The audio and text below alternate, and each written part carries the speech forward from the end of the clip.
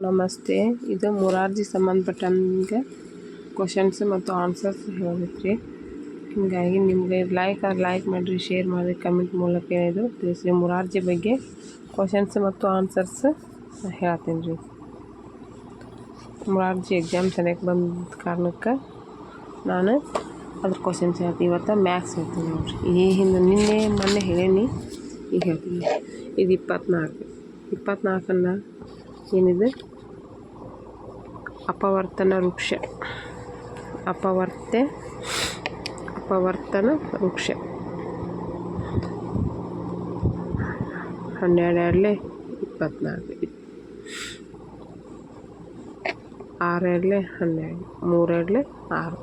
ಈ ಥರ ವೃಕ್ಷವನ್ನು ನಾವು ತಯಾರು ಮಾಡ್ಕೋಬೇಕು. ಈ ಥರ ಕೇಳ್ತಾರೆ.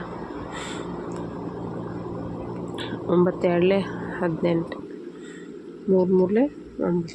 ಇವತ್ತು ಅಪವರ್ತನ ವೃಕ್ಷ ಅಷ್ಟೇ ಹೇಳೋದು. ಇಲ್ಲೈತೆ ನೋಡ್ರಿ, ಈಗ ಮಾಡೀನಿ. 6 2 12, 3 2 6,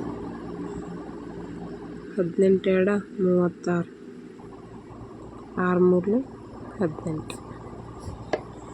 3 18, 14 2 28, 7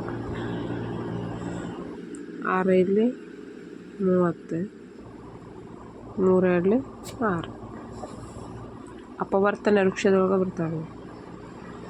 ಯಾವ ಥರ ಮಾಡಬೇಕು, ಯಾವ ಥರ ನಾವು ಕ್ಯಾಲ್ಕುಲೇಟ್ ಮಾಡ್ಕೋಬೇಕು, ಮಗ್ಗಿ ಬಂದ್ರೆ ಮಾತ್ರ ಇವು ಲೆಕ್ಕ ಈಜಿ ಅನ್ನಿಸ್ತಾವೆ. ಇವು ಮೊರಾರ್ಜಿಗೆ ಸಂಬಂಧಪಟ್ಟಂಗೆ ಬೀಳತ್ತಾವ ನೋಡ್ರಿ. 12 24, 4 3 12. ಇಲ್ಲ ನೋಡ್ರಿ, 12 12 12 72,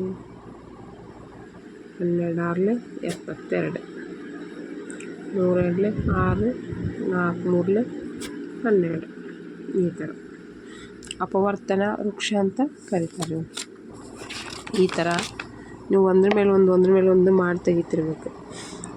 ಸರ್ ಹೇಳೋ ಮುಂದೆ ಲಕ್ಷ್ಯ ಇರಬೇಕು.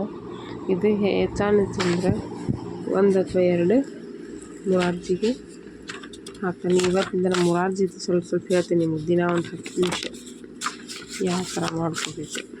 2 4 6 8 10 ಈ ಥರ.